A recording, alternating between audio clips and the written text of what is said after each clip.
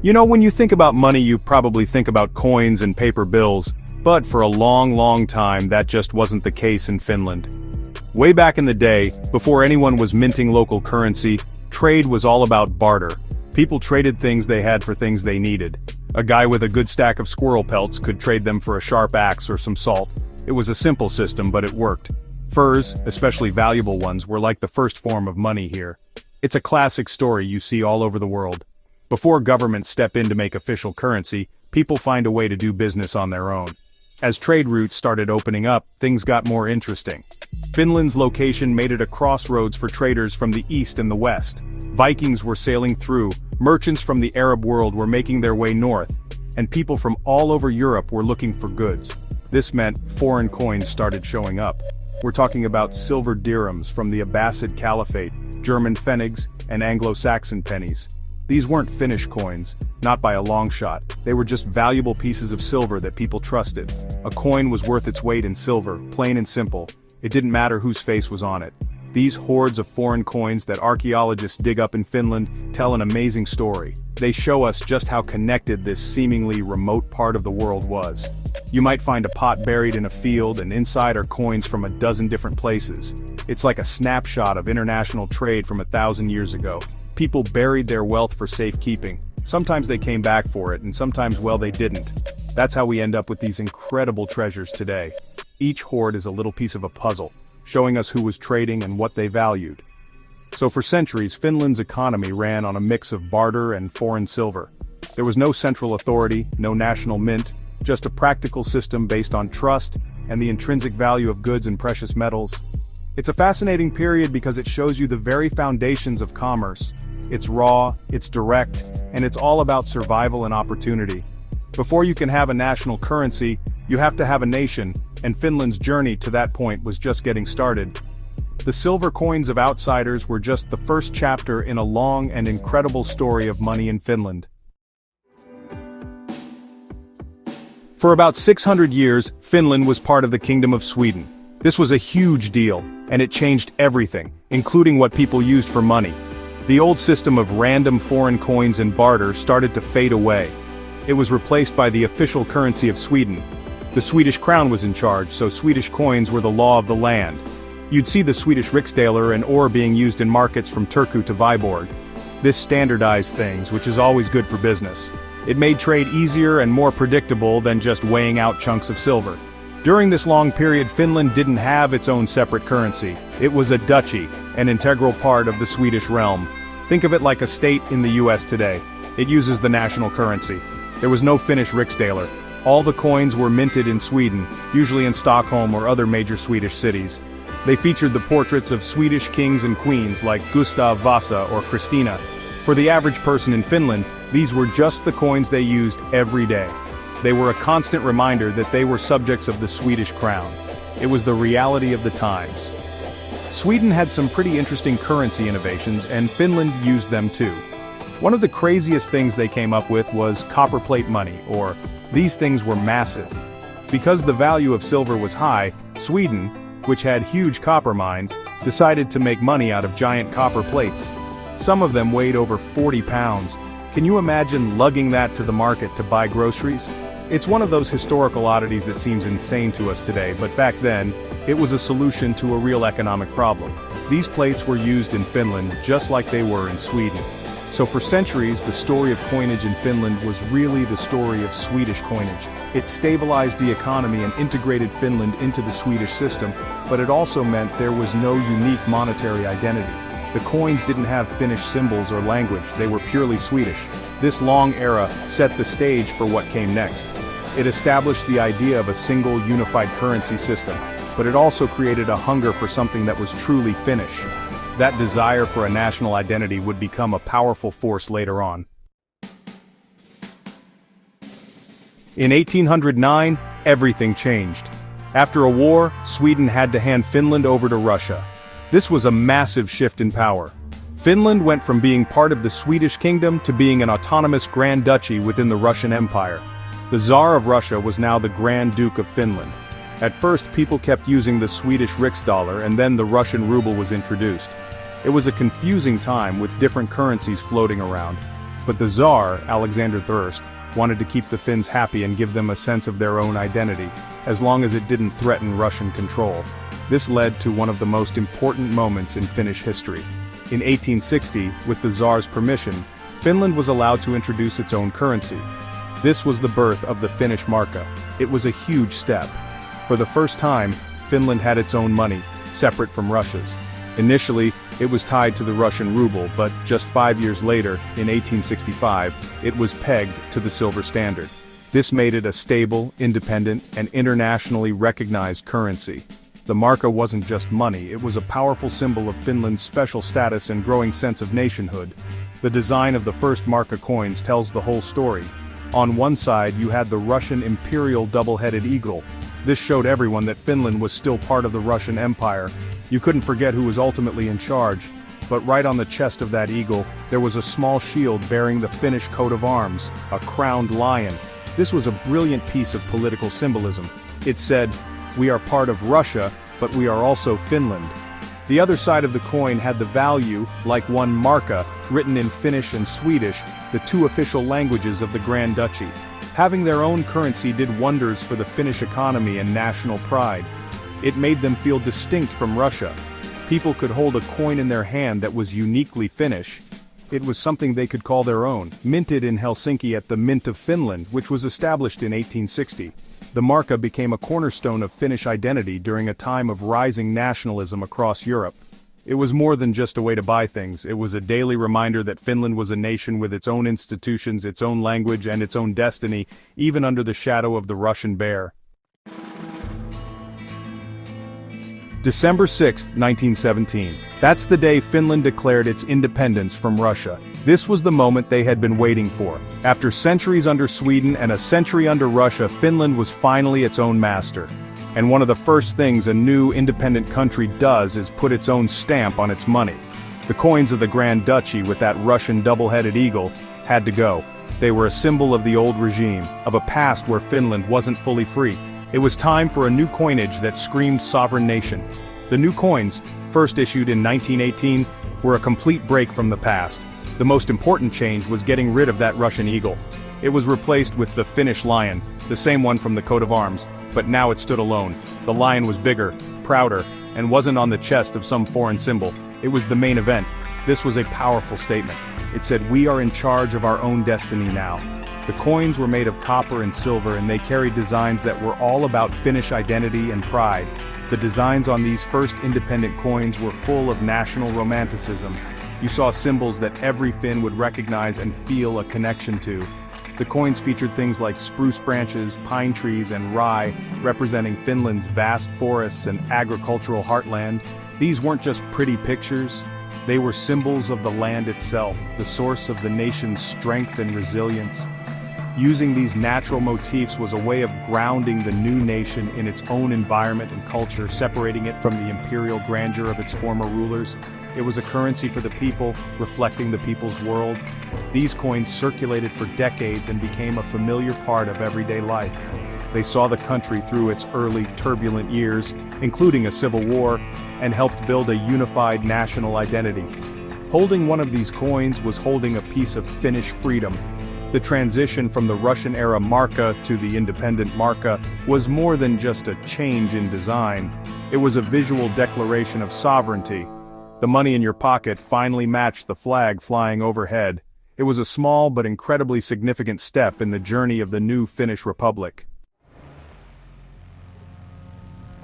The late 1930s and 1940s were a brutal time for Finland and, well, for the whole world. World War II happened, and Finland fought two tough wars against the Soviet Union. The Winter War and the Continuation War.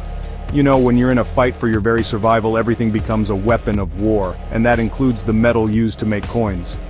Nickel, copper, and silver were suddenly critical strategic materials. They were needed for ammunition, wiring, and other military hardware. You just couldn't afford to waste them on making pocket change. This scarcity forced the Mint of Finland to get creative. They had to find cheaper, more available materials for their coins. This is a classic story you see in any country during a major war. The government had to change the composition of its currency. So, the silver markka coins disappeared from circulation. They were replaced with coins made from different alloys. For example, they started using a copper-nickel alloy, but even that became too valuable. The country was in a state of emergency, and the coinage had to reflect that. It was all about making do with what you had. The most dramatic changes came during the height of the war. Finland started minting coins out of iron. Can you believe that? Iron coins. They were clunky, they rusted easily, and they weren't very popular, but they were necessary. They also made coins out of copper and zinc. Some of the smaller denomination coins, the pennia, were even minted with a hole in the middle. This was a simple trick to save metal. Every little bit counted when the nation's future was on the line.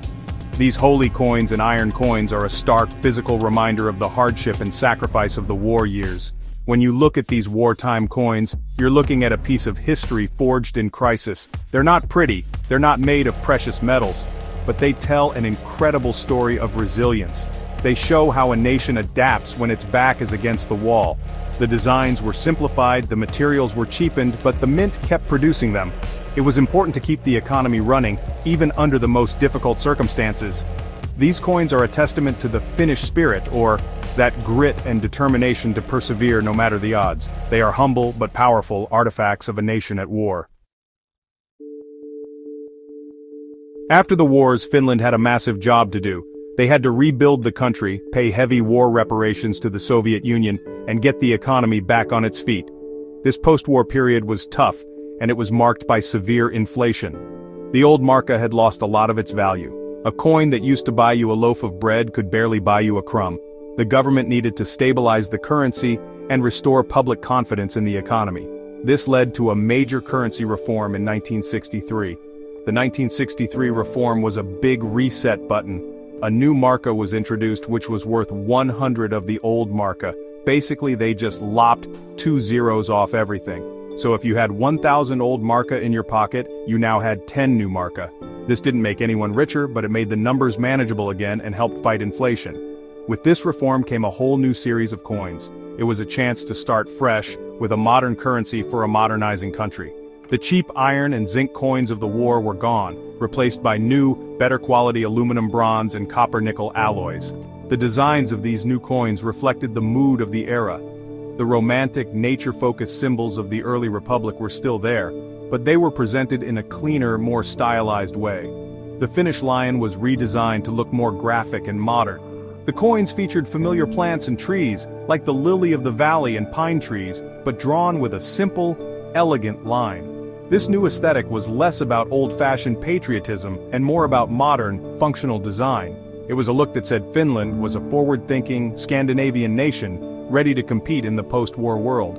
This series of coins, introduced in 1963, became the workhorse currency for a generation of Finns. They were the coins people used as Finland transformed from a largely agrarian society into a high-tech industrial powerhouse. These coins paid for the first color TVs, the first family cars, and the products of a growing consumer society. They were stable, reliable, and they represented a period of incredible progress and rising prosperity. This version of the markka saw Finland through the Cold War and into the modern age, proving that a stable currency is the bedrock of a stable and successful nation. By the early 1990s, it was time for another update. The Finnish economy had changed, and the coins from the 1963 series were starting to look a bit dated. Inflation had also made the smallest denomination coins, the 1 and 5 pennia coins, pretty much worthless. So they were taken out of circulation. This led to the introduction of the final series of the Finnish markka, which came out between 1990 and 1993. This set of coins would be the last one before Finland adopted the euro, and its design was a masterclass in modern Finnish style. The new coins were all about minimalism and clarity. The designs were incredibly clean and abstract. Gone were the realistic depictions of plants and animals. Instead, the coins featured stylized motifs that represented the flora and fauna of Finland in a very modern way. For example, the 10 markka coin, which was a bimetallic coin with a bronze center and a copper-nickel ring, featured the capercaillie bird, but represented by a series of sleek geometric lines. The 5 markka coin had a dragonfly and a water lily, and the 1 markka coin had the Finnish lion, all rendered in this striking minimalist aesthetic. These designs were the work of talented artists and designers who wanted the coins to reflect Finland's reputation as a leader in modern design. The look was very Scandinavian, functional, beautiful, and understated. The focus was on form and texture. For instance, the 5 Markka coin featured a seal, but it was designed by sculptor Antti Nuvonen in a way that was both abstract and instantly recognizable. This series of coins felt less like traditional money and more like small pieces of art you could carry in your pocket. They perfectly captured the spirit of a confident, prosperous, and design-conscious nation at the end of the 20th century. This final series of the Markka was short-lived, only in circulation for about a decade before the euro took over. But it represents the peak of the Markka's evolution. It was a currency that was both beautiful and practical. The different sizes, materials, and even a scalloped edge on the 50 penny a coin made them easy to tell apart by sight and touch. It was a fitting farewell to a currency that had been with the nation for over 140 years. These coins were the last chapter in the story of the Markka, a story that saw Finland go from a grand duchy to a fully independent and modern European nation. The turn of the millennium brought the biggest change to Finnish money in over 140 years. Finland decided to join the European Union and adopt its single currency, the euro. On January 1, 2002, the Finnish Markka was officially replaced. It was a historic and somewhat emotional moment. The Markka had been a powerful symbol of Finnish independence and identity for generations. Giving it up was a big step, a decision to tie Finland's destiny more closely with the rest of Europe. It was the end of one era and the beginning of another.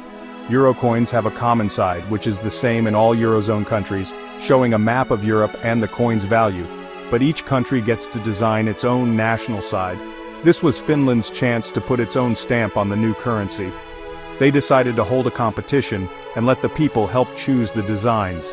In the end, they picked symbols that were simple, recognizable, and deeply Finnish. It was a way of carrying a piece of their identity into this new European project. The process showed that even while joining a larger union, preserving national symbols was still important. Finland chose 3 distinct designs for its national sides. For the smaller coins, 1, 2, 5, 10, 20, and 50 cents, they chose the Finnish heraldic lion, the same symbol of sovereignty that had graced their coins since independence. For the 1 euro coin, the design features 2 swans flying over a Finnish landscape.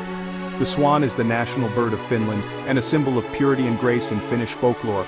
For the 2 euro coin, they chose a design of cloudberries and cloudberry flowers, a hardy and beloved Arctic berry that grows in the Finnish wilderness. These 3 designs, the lion, the swans, and the cloudberry, beautifully represent Finland's sovereignty, nature, and resilience. Since joining the euro, Finland has also issued special 2 euro commemorative coins to celebrate important national events and figures. These coins have honored people like the author Tove Jansson, creator of the Moomins, and the philosopher Georg Henrik von Wright. They've also marked anniversaries like 100 years of Finnish independence. These special issues are a great way for Finland to continue telling its national story through its coinage, even within the framework of the common European currency. They are highly sought after by collectors and serve as little reminders of Finland's unique culture and history in the pockets of people all across Europe. When you lay out the entire history of Finnish coins, you're not just looking at a pile of metal, you're looking at the story of a nation. It starts with a time of barter, with furs and foreign silver, showing a land on the edge of Europe, connected by ancient trade routes. There was no single Finland yet, just a collection of tribes doing business with whoever came by. This early period is the foundation, the raw material from which a nation would eventually be forged. It's a story we see in our business all the time. Everything has to start somewhere. Then you see the long centuries under foreign rule, first Sweden, then Russia. The coins from these eras, the Swedish riksdaler and the Russian ruble, are a constant reminder of Finland's place in the world. But then you see that spark of identity with the birth of the Markka in 1860. That coin, with the Finnish lion on the chest of the Russian eagle, is the perfect symbol of a nation beginning to find its voice. It's a compromise, sure, but it's a step on the path to independence. It shows that even under a powerful empire, a unique identity can grow. The 20th century is a story of trial and triumph written in metal. The proud lion on the coins of the New Republic, the cheap iron coins of wartime scarcity, and the clean modern designs of the post-war boom all tell a part of the tale. Each change in alloy or design reflects what was happening in the country at that moment. The fight for freedom, the struggle for survival, and the drive towards prosperity and modern design. The coins become a physical record of the nation's challenges and its successes. They are artifacts of the Finnish spirit, the famous, and finally, the journey ends with the euro. The decision to give up the beloved Markka for a new European currency shows a nation confident in its place in the world, ready to be a key player in a united continent. But even on these new coins, Finland placed its own timeless symbols: the lion, the swans, the cloudberry. It's the perfect ending to the story. It shows that even as Finland embraces the future, it never forgets its past. From furs and foreign silver to the modern euro, the coins of Finland are more than just money. They are a history of the Finnish people, stamped in metal for all to see.